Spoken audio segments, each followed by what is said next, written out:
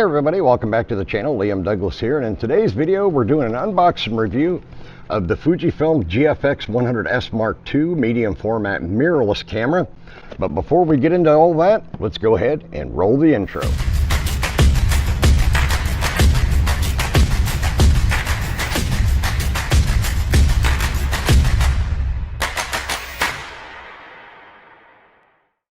Okay, so let's go ahead and unbox this beast. Now, this camera is on loan to me along with the 32-64 f4 lens from Fujifilm North America.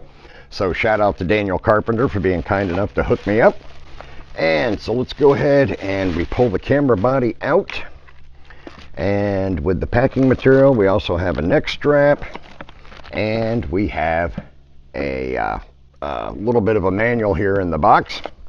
So let's go ahead and set all this stuff aside because we don't need it right now. Now, as you can see, I've already got my Peak Design buttons mounted on this camera because I've been using it for the last couple of weeks. Did some shooting of my grandson Kendrick's first soccer practice up in Sarah, Pennsylvania, and I also took this on a field trip to the Star Trek The Original Series set tour in Ticonderoga, New York. But we'll get into that a little bit later. So this is the GFX100S Mark II. You can see it has a top LCD screen, just like the 100S does. It has a nice selector switch for movie and stills mode. And on the back side, all of the buttons are primarily the same. We have the same command dials, the same buttons, the same controls. We have the PASM dial on the top for setting your shooting priority or shooting mode, whether you want to do aperture priority, full manual, shutter priority, as well as custom presets that you can configure for shooting different types of content for both video and stills. So what makes this camera different from the GFX100S that I reviewed a few weeks ago? Well, so let's look at the specs. Both cameras have a 102 megapixel sensor, which is 43.8 by 32.9 millimeters. It's a backside illuminated CMOS 2 sensor in the GFX100S Mark II. So it is a little bit of an upgraded sensor. The GFX100S had the X processor 4, where the GFX100S Mark II has the X processor 5. They're both capable of 4K 30 video. However, the 100S Mark II can do F-Log2, where the original could not. And the EVF is different as well. The 100S had a 3.69 dot EVF, where this one has a 5.76 million dot OLED EVF. The tilting touchscreen on the back is the same, 3.2 inch tilting touchscreen, and both cameras have in-body image stabilization with 5-axis stabilization compensation. Now, the 100S had 425 focus points, and it was phase detect. Now, for some reason, and I don't know why, on this model, they downgraded it to 112 focus points and gave it a combination of contrast and phase detect autofocus. Now, in many ways, it is good to have both.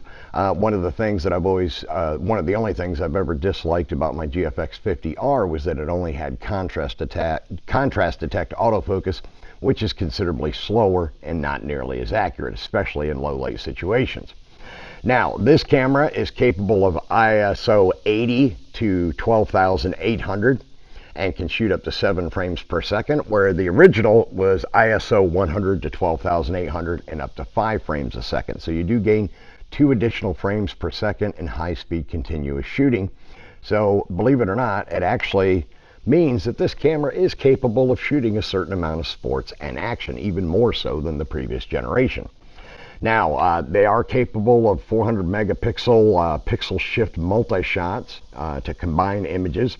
Now, this one does have 8 stops of image stabilization, where the previous model only had 5.5, I believe it was.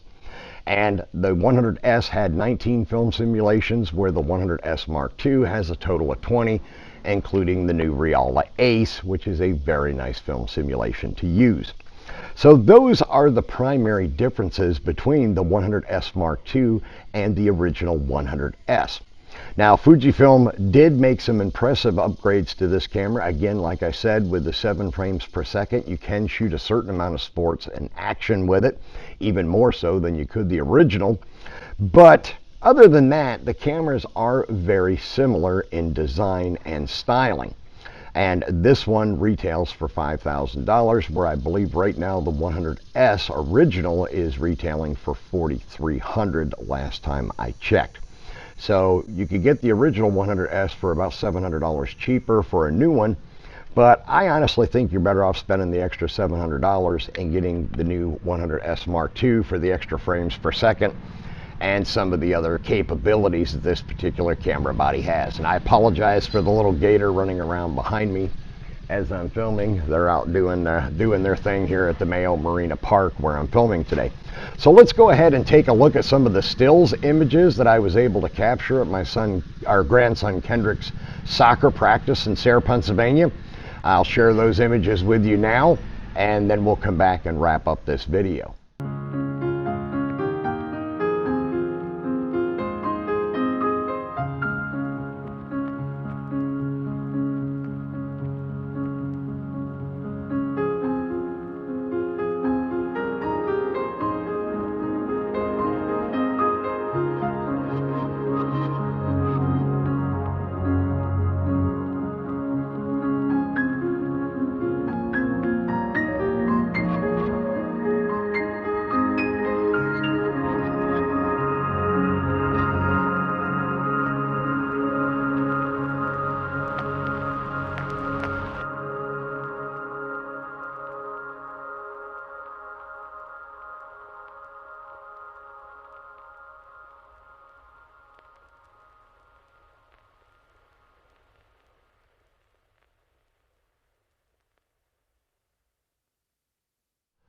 So wrapping up this video, as you could see, I was able to get some really great images. Now, I didn't have a super telephoto to use, and it was young kids playing soccer, well, practice soccer.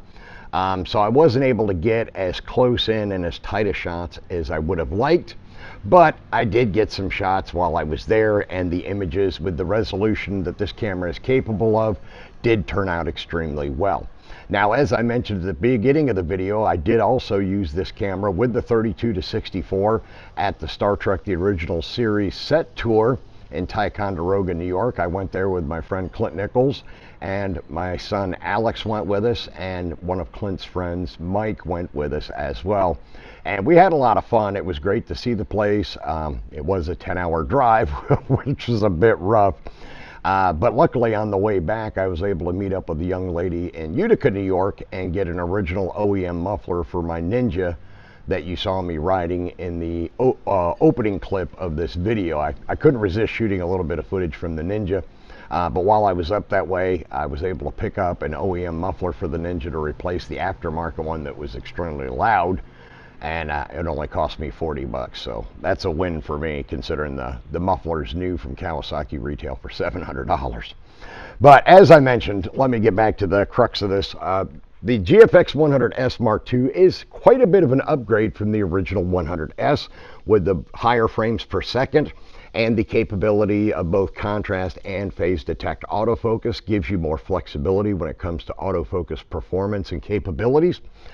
And aesthetically, it is pretty much a identical design to the original 100S.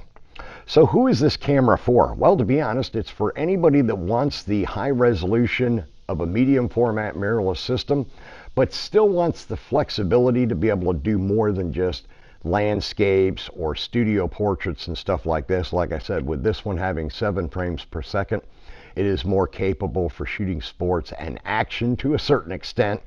And again, medium format is not originally intended for shooting sports and action. So being it's quite a bit more capable than the 100S and a lot more capable than my GFX50R, which I absolutely love, this camera is definitely one heck of an upgrade. So I could highly recommend this camera to anybody that wants the absolute best resolution in a camera system. At 102 megapixels, this blows Sony, Nikon, and Canon out of the water with more than double of the resolution of most of those other cameras, with the exception of the Sony a7R IV and I think 5 both have a 61 megapixel sensor. But the Canons and the Nikons cap out at about 50 megapixels, so this one's easily double that resolution. Plus you have the fact that it's a much larger sensor. You're going to be able to get way more details in your shots, much crisper, cleaner shots with a lot less noise issues being introduced into your images. All right, that's going to wrap up this video. I want to thank you for taking the time to watch it. Please remember to subscribe down below, turn on all notifications, and I will see you in the next video.